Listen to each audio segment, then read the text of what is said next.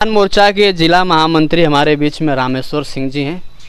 आज कंचनपुर बाजार डाकने के बाद रोड का तेज़ी से जिस हिसाब से काम चल रहा है, क्या संदेश देंगे लोगों को? देखिए, सबसे पहले तो मैं आपको इस चैनल के माध्यम से इस क्षेत्र की जनता को दिवाली की और गोवर्धन पूजा की शुभकामनाएं देता हूं। रहा सवाल इस रोड का, तो जिस गति से यह काम हो रहा है, अगर दीपावली की और छठ की छुट्टी नहीं होती तो संभवतः यह रोड अब तक जिस गति से बन रहा है यह उचहुआ बाज़ार के आसपास रहता है। लेकिन पूरी संभावना है कि छठ के छुट्टी के बाद जब मजदूर लोग और जो कर्मचारी काम कर रहे हैं इस पे, ये लोग जब वापस आएंगे तो और गति से यह काम चलेगा। और जो तय सीमा शासन ने किया है मार्च 2024 तब तक यह रोड बन के पूर्ण रूप से तैयार होगा और इसका लोकार्पण माननीय सांसद जी के द्वारा किया जाएगा। और सांसद जी का जो यह वादा था कि इस रोड को हम बनवाएंगे तभी आएंगे, तो हमको लगता है कि शीघ्र ही सांसद जी इस रोड से अपना क्षेत्रीय भ्रमण भी करने वाले हैं। नीतीश जी के बयान पे बिहार के सीएम पर क्या कहेंगे? देखिए, मैं अपने आप को प्रधान जी से संबोधित करते हुए यह कहूँगा कि सही बात तो यह है कि उनको अब संन्यास ले लेना चाहिए। उम्र उनकी ज़्यादा हो गई है, लेकिन हमको उनसे यह अपेक्षा नहीं थी कि जो व्यक्ति इंजीनियर रहा हो, जो व्यक्ति इतने सालों तक मुख्यमंत्री रहा हो, ठीक है कि वह राजनीति के लोग कहते हैं कि राजनीति के माहिर खिलाड़ी हैं, हवा के रुख को पहचानते हैं, लेकिन अपने तो स्वयं कभी हुए नहीं। हमेशा बैसाखी के सहारे वो मुख्यमंत्री बने। हम बड़े दल होते हुए भी हमने उनको मुख्यमंत्री बनाया, लेकिन वह धोखा देने में भी माहिर है। लेकिन जिस तरह की भाषा उन्होंने विधानसभा में बोला, हमको लगता है कि कोई छोटा से छोटा भी नेता उस तरह की भाषा विधानसभा में नहीं बोलेगा।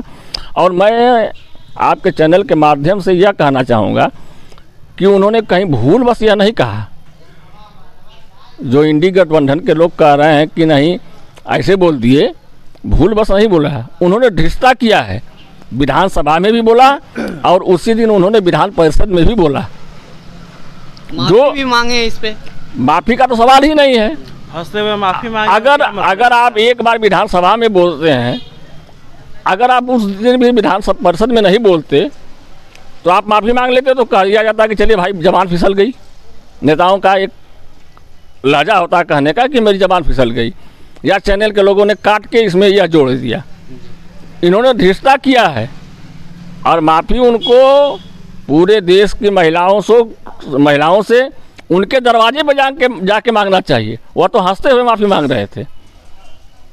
यह धृष्टता उन्होंने किया है और इसका परिणाम 2024 में बिहार के साथ साथ पूरे देश की जनता उनको जवाब के तौर पे देगी। 24 में गठबंधन के बड़े रूप के चेहरा दिखाई दे रहे हैं और गठबंधन पे पीएम का दावेदारी कर रहे हैं और अभद्र भाषा के साथ साथ अब उनका क्या 24 में विदाई तय है? देखिए, 5 राज्यों में चुनाव हो रहा है जी। उसके पहले आधा इंडिया गठबंधन टूट चुका है और इसके परिणाम आने के बाद जो 5 राज्यों का चुनाव हो रहा है उसका परिणाम आने के बाद यह पूरी तरह से टूट जाएगा और यह अकेले चुनाव लड़ेंगे। इनके साथ कोई जाने वाला नहीं। इनके पास विजन नहीं है ना। राहुल गांधी कहते हैं कि हम कर्जा माफ़ कर देंगे, जब सत्ता में आते हैं तो कर्जा नहीं माफ़ करते हैं। कहते हैं कि भारत के ज़मीन को चीन ने हड़प लिया है। उनके नेहरू जी के ज़माने में जो ज़मीन चीन ने हड़पा था उसको तो वापस करा नहीं पाए। और कहने वाले कौन होते हैं? उनकी हैसियत नहीं है कि सीमा पर चले जाएं। ऐसे कोई सीमा पर नहीं जाता है भैया मेरे। सीमा पर जाने के लिए आपको अनुमति लेना पड़ता है। आप कैसे देख लीजिए कि ज़मीन अधिग्रहण हुई है? ज़मीन कोई हमारा नहीं लिया है। जो ज़मीन हमारा चीन लिया है वो उन कांग्रेसियों के ज़माने में लिया है। जब से हमारे मोदी जी प्रधानमंत्री हुए हैं, हमारे ज़मीन पे पैर रखता है तो हम धक्का मार के उसको उसी के सीमा में ढकेल देते हैं। मेरी ज़मीन में वो पैर नहीं रख पाएगा। और यह झूठ का पुलिंदा है। कांग्रेस जो ये बोलती है, कांग्रेसी हमेशा झूठ बोलते हैं।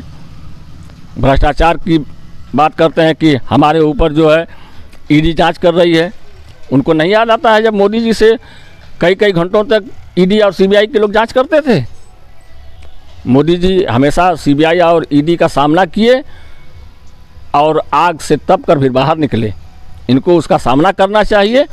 अगर गलत होंगे तो गलत परिणाम भुगतेंगे, सही होंगे तो स्वच्छ रूप से बाहर आ जाएंगे। इस हिसाब से रामेश्वर सिंह जी का जवाब आया प्रधान जी का कि ऐसे लोग सन्यासी ले लेना चाहिए। और आखिरी में संदेश रहा है कि तितला और राशीपुर का मार्ग का रोड जिस हिसाब से तेज़ी से काम चल रहा है और चुनाव के 1 महीने पहले ये रोड कंप्लीट हो जाएगा और सांसद जी इसका उद्घाटन करेंगे। 24 में फिर समाजवादी गढ़ यहाँ से फिर गढ़ ही बनकर ख़त्म हो जाएगी और सांसद दिनेश लाल निरहुआ दोबारा सांसद बनकर इस आजमगढ़ के प्रतिनिधि करेंगे। सामाजिक संगठन न्यूज़ में बहुत बहुत धन्यवाद। धन्यवाद।